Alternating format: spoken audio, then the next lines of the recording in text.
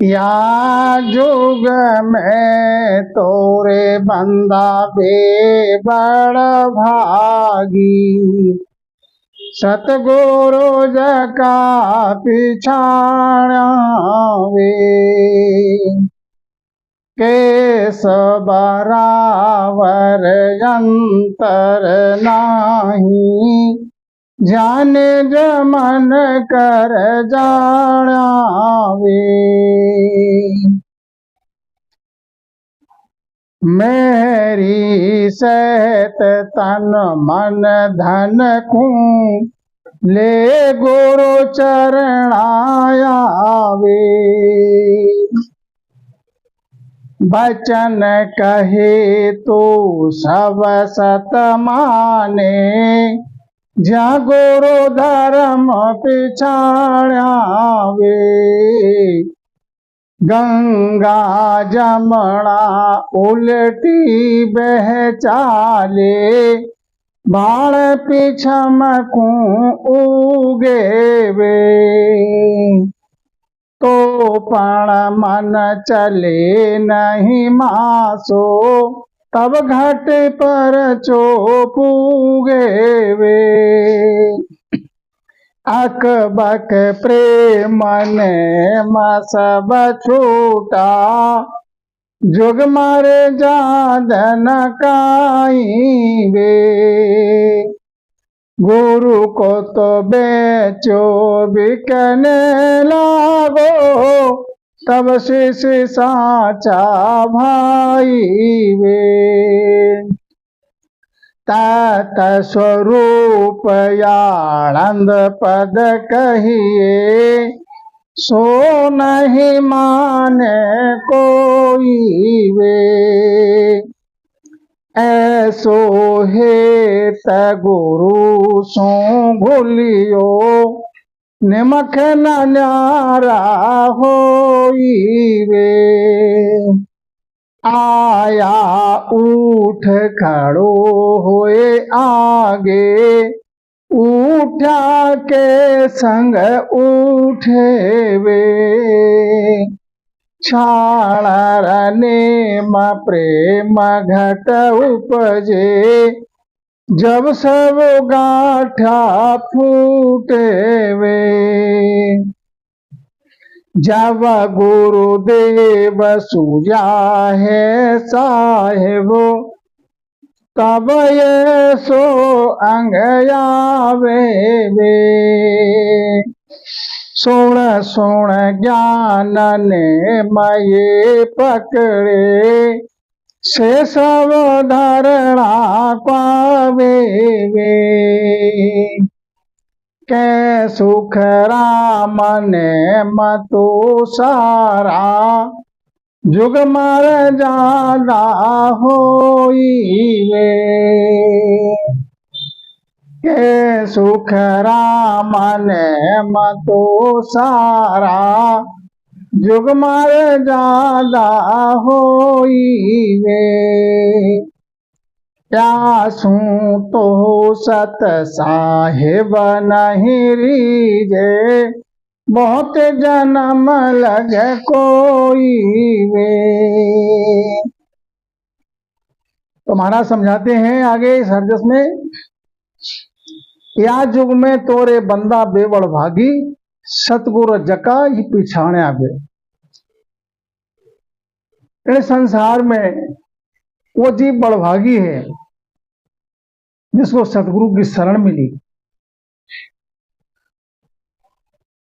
और जिसने सतगुरु की शरण में रह के सतगुरु की आज्ञा को माना, भजन किया विधि पूर्वक।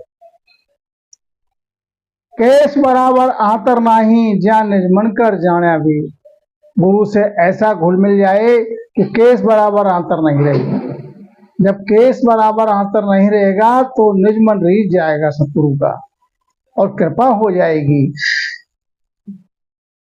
पारस में भी ये गुण है कि केस बराबर भी अंतर रहता है, तो पारस का ये पराक्रम है कि तब तक लोहे का अंग नहीं पलटता है।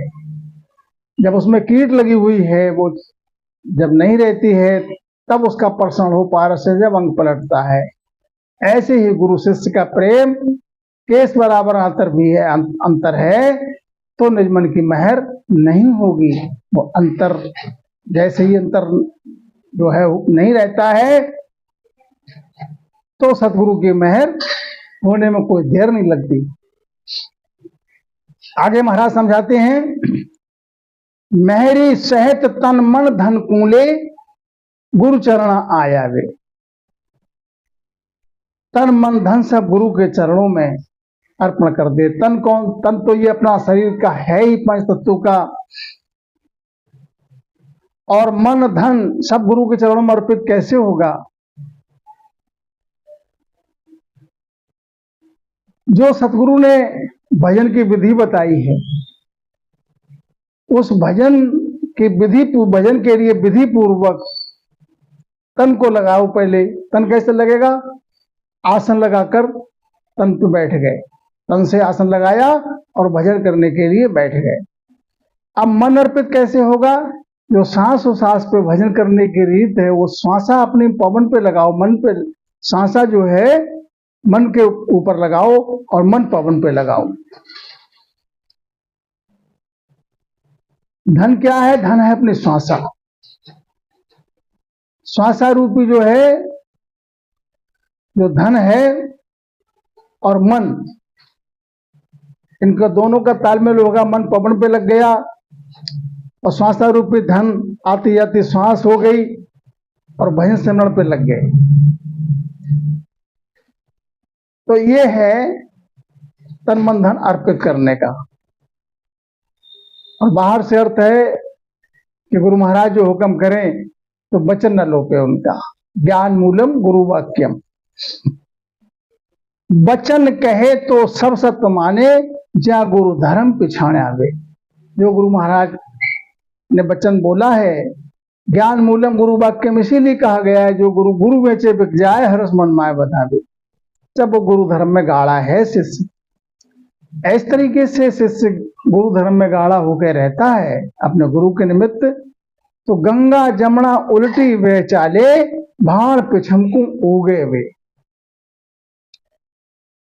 गंगा जमुना जो इला पिंगला है, उस पवन की काया के माय में उलट हो जाएगी और शब्द पिछम में पहुंच जाएगा। शब्द का पिछम में पहुंचना ही भान उगे है। तो पर मन चले नहीं मासो, तब घट पर चुप उगे वे। और दूसरे प्रकार से यह है कि बाहर की अर्थ से गंगा जमुना उल्टी बहे, सूरज पिछम में उगे, तो भी मन जो है, तब मन जो है वो चल विचल नहीं होगा। और ऐसी अवस्था को जब शिष्य प्राप्त होगा तो घट में पर्चा होने लगेगा। अकबक प्रेम नेम सब छूटा, जग मर्यादा न कोई वे। अकबक प्रेम हो गया, जैसे दूध में जब उफान आता है तो दाबे नहीं दबता, रोके नहीं रुकता, ऐसा अकबक प्रेम आमाऊ प्रेम हो, जुग मर्याद की कोई लाज न हो। जब विरह प्रेम जागृत होता है घट में, तो लोक लाज जग की कुछ नहीं रहती। गुरु को तो बेचो बिकने लागो, तब से सांचा भाई वे। गुरु बेचे शिष्य बिक जाए तो भी हरस मन माय बधावे। गुरु बेचे बिक जाए हरस मन माय बधावे। मन में ये जाने गुरु ने कोई हुक्म किया, जो हुक्म किया उस पर निछावर हो जाए, तब से सांचा है। सत्स्वरूप आनंद पद कहिए, सो नहीं माने कोई वे। सत्स्वरूप के जो तत्स्वरूपी पद है, जो सत्स्वरूप है, जिसे कहते हैं आनंद पद कहते हैं, वो साचा प्रेम के अलावा और कोई दूसरी बात उसमें नहीं माती। ऐसो हेत गुरु से घुलियो, नमक न न्यारा होई वे। ऐसा हेत गुरु से हो जाए, ऐसा प्रेम गुरु से अकबक हो जाए, जैसे जल में नमक गल जाता है, घुल जाता है, तो वो एक में हो जाता है, फिर न्यारा दिखता भी नहीं और न्यारा करना चाहो तो होता भी नहीं।